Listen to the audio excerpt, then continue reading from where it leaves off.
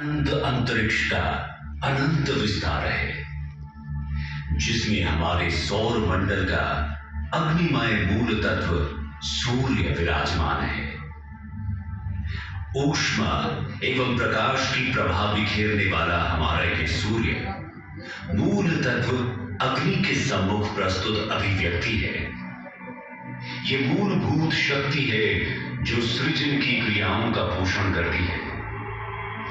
सूर्य से प्राप्त होने वाली अग्नि की जीवनदायिनी ऊर्जा ब्रह्मांड के प्रत्येक कोने तक पहुंचकर प्रत्येक विश्व की नियति को आकार देती है और दारुण सूर्य से अग्नि की जीवनदायिनी ऊर्जा ब्रह्मांड के हर कोने तक अपनी पहुंच बनाती है।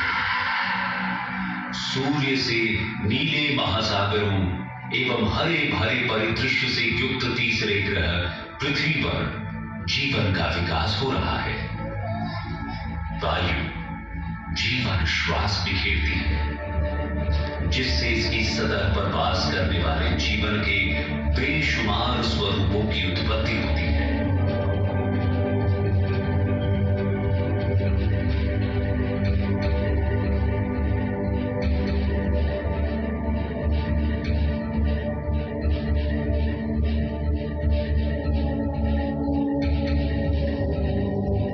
अंतरिक्ष की शून्यता में पृथ्वी के साथ अपनी दिव्य क्रियाएं करते हुए चंद्रमा उतरता भी है और बढ़ता भी है। चंद्रमा के अलौकिक सौंदर्य का साक्ष्य जल तत्व है। चंद्रमा की रहस्यमयी एवं मनोहर छवि सूर्य के प्रतिबिंबित प्रकाश में खुली हुई चंद्रमा की सौम्य आभा के साथ मानव मन की गहनता को उमेरती है। वैसे ही मानव मन भी ब्रह्मांड की लय में झूमकर उदित भी होता है और भटकता भी है। हमारे सौर मंडल में मंगल ग्रह में चक्रण कर रही धूल भरी आंधियों के मध्य किरणजी रंग के आकाश में अग्नि तत्व प्रफुल्लित होकर अपनी आभा बिखेरता है।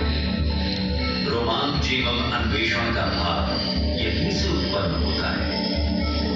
आकाश में बिखरे हुए क्षुद्र ग्रह क्षेत्रों के मध्य ठोस, अविकारी एवं चिरस्थायित्व के अपने अपरिष्कृत स्वरूप में स्पष्ट दिखाई देता है।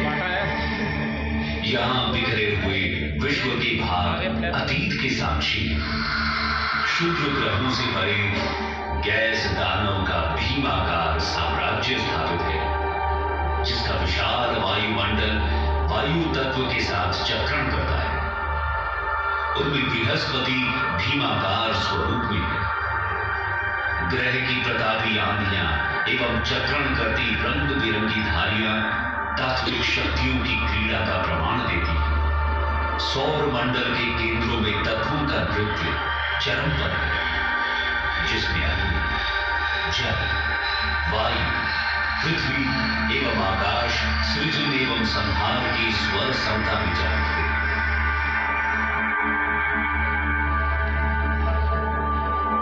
बर्फ एवं चट्टानों के अपने भव्य छल्लों से सुसज्जित शरीर विशाल, अनंत एवं असीम अंतरिक्ष मूल तत्व का प्रतीक है। इसके भव्य छल्लों के चारों ओर ब्रह्मांड अपने वैभव स्वरूप में प्रस्तुत होकर अनेकों अनदेखे और अनसुलझे रहस्यों की झलक प्रस्तुत करता है। अंतरिक्ष की गहराइयों में आकाश गंगाओं, तारों एवं समान स्वरूप वाले ग्रहों की नियति गढ़ने वाले अंतरिक्ष मूल तत्व का प्रभाव स्थापित है।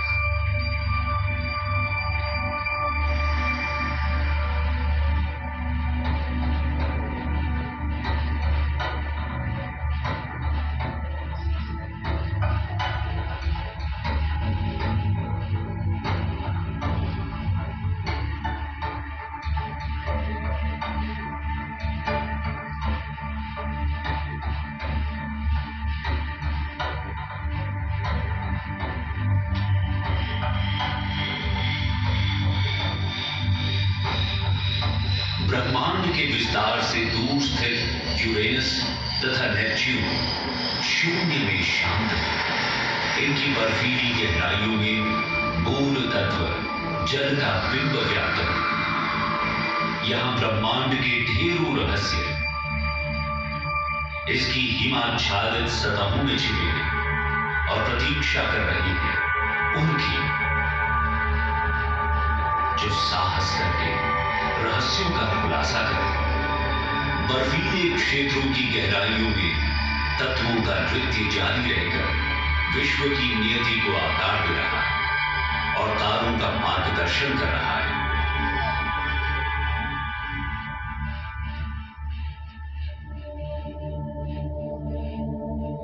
हमारे सौर मंडल की सीमाओं से आगे अंतराकार की अंतरिक्ष के विशाल विस्तार में तत्वों के नृत्य किसी भी बाध्यता में नहीं।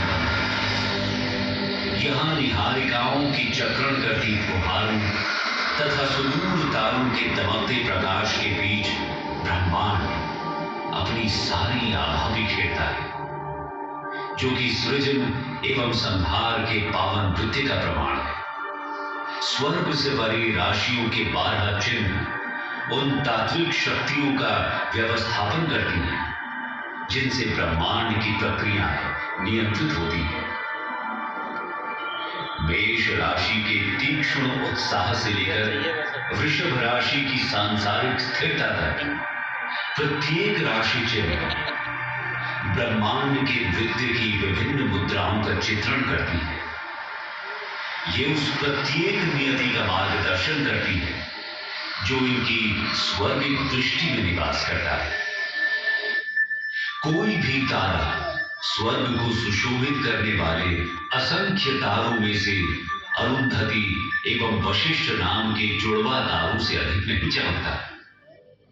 भारतीय अध्यात्म में ये तारे स्त्री एवं पुरुष की दिव्य ऊर्जा के शाश्वत मिलन के द्योतक हैं, जो हमें ये स्मरण करवाते हैं कि संपूर्ण सृष्टि के सभी तत्व ब्रह्मांड के नृत्य को ही प्रतिबिंबित करते हैं। ये जुड़वा तारे एक दूसरे की परिक्रमा करके हम मनुष्यों को ये स्मरण करवाते हैं कि पुरुष एवं स्त्री का अस्तित्व समान है और कोई भी एक की तुलना में दूसरे से श्रेष्ठ नहीं है।